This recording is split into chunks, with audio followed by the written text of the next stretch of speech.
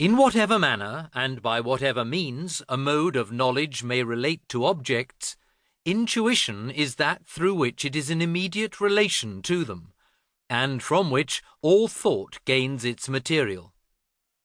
But intuition takes place only insofar as the object is given to us. This again is only possible, to man at least, insofar as the mind is affected in a certain way. The capacity, receptivity, for receiving representations through the mode in which we are affected by objects is entitled sensibility. Objects are given to us by means of sensibility, and it alone yields us intuitions. They are thought through the understanding, and from the understanding arise concepts. But all thought must, directly or indirectly, by way of certain characters, relate ultimately to intuitions, and therefore with us to sensibility, because in no other way can an object be given to us. The effect of an object upon the faculty of representation, so far as we are affected by it, is sensation. That intuition which is in relation to the object through sensation is entitled empirical. The undetermined object of an empirical intuition is entitled appearance.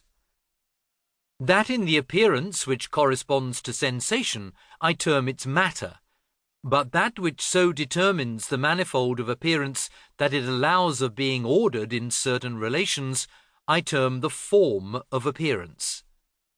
That in which alone the sensations can be posited and ordered in a certain form cannot itself be sensation, and therefore, while the matter of all appearance is given to us a posteriori only, its form must lie ready for the sensations a priori in the mind, and so must allow of being considered apart from all sensation. I term all representations pure, in the transcendental sense, in which there is nothing that belongs to sensation. The pure form of sensible intuitions in general, in which all the manifold of intuition is intuited in certain relations, must be found in the mind a priori. This pure form of sensibility may also itself be called pure intuition. If then I take away from the representation of a body that which the understanding thinks in regard to it, substance, force, divisibility, etc., and likewise what belongs to sensation, impenetrability, hardness, colour, etc., something still remains over from this empirical intuition, namely extension and figure.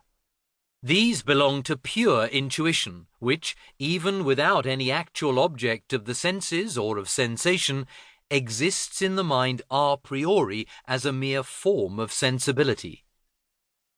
The science of all principles of a priori sensibility I call Transcendental Aesthetic. Footnote. The Germans are the only people who currently make use of the word aesthetic in order to signify what others call the critique of taste. This usage originated in the abortive attempt made by Baumgarten, that admirable analytical thinker, to bring the critical treatment of the beautiful under rational principles, and so to raise its rules to the rank of a science. But such endeavours are fruitless. The said rules or criteria are, as regards their chief sources, merely empirical, and consequently can never serve as determinate a priori laws by which our judgment of taste must be directed. On the contrary, our judgment is the proper test of the correctness of the rules. For this reason, it is advisable either to give up using the name in this sense of critique of taste, and to reserve it for that doctrine of sensibility which is true science, thus approximating to the language and sense of the ancients in their far-famed division of knowledge into the sensible and the intelligible, or else to share the name with speculative philosophy, employing it partly in the transcendental and partly in the psychological sense. End of footnote.